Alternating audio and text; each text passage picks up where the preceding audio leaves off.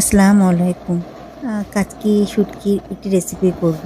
তো এখানে আমি প্রায় ৫০০ গ্রাম কাচকি শুটকি একটু বেছে নিয়ে এটাকে শুকনো আ তাওয়া বা ফ্রাই প্যানে এটাকে আমি তেলে নিব।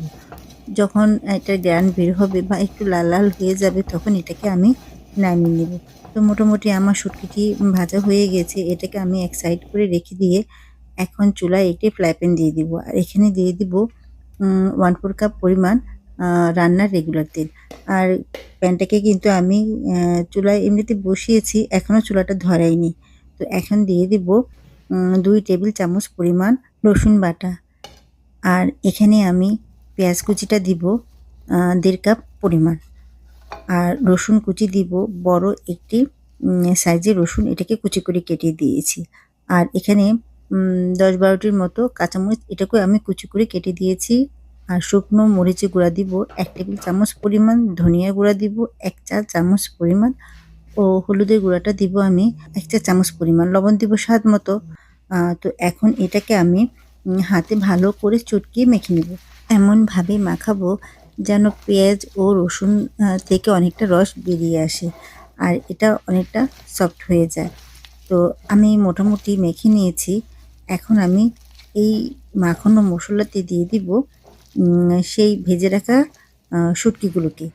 আর শুটকিটাকে কিন্তু আমি ভালো করে বেছে, বেছে সুন্দর করে অনেকবার ধুয়ে নিয়েছি।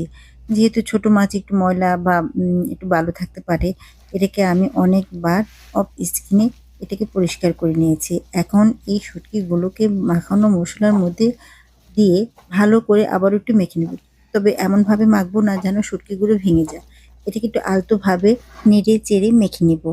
তো এ পর্যায়ে আমরা দিয়ে দিব লাউ পাতা।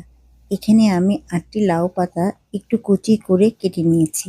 এখন লাউ পাতাগুলো দিয়ে এটাও শুটকির সাথে ভালো করে একটু মেখে নিব। ভালো করে বলতে একটু আলতোভাবে চেপে, চেপে মেখে নিব। এমনভাবে মাখবো যাতে শুটকিগুলো আমার ভেঙে না যায়। আমি কিন্তু লাউ পাতার সাথে মসলা শুটকি ভালো করে নেড়েচেড়ে মেখে নিয়েছি।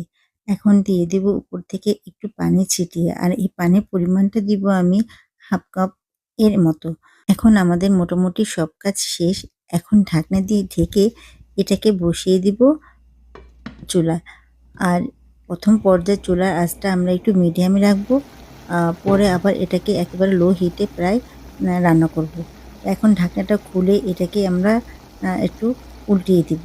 আমাদের নাড়াচাড়াটা হয়ে গেলে আবারও আমরা এটাকে ঢাকনা দিয়ে ঢেকে আবার লো হিটে এটাকে ১০-১২ মিনিটের মতো রান্না করে নেব। তো ফিরে আসলাম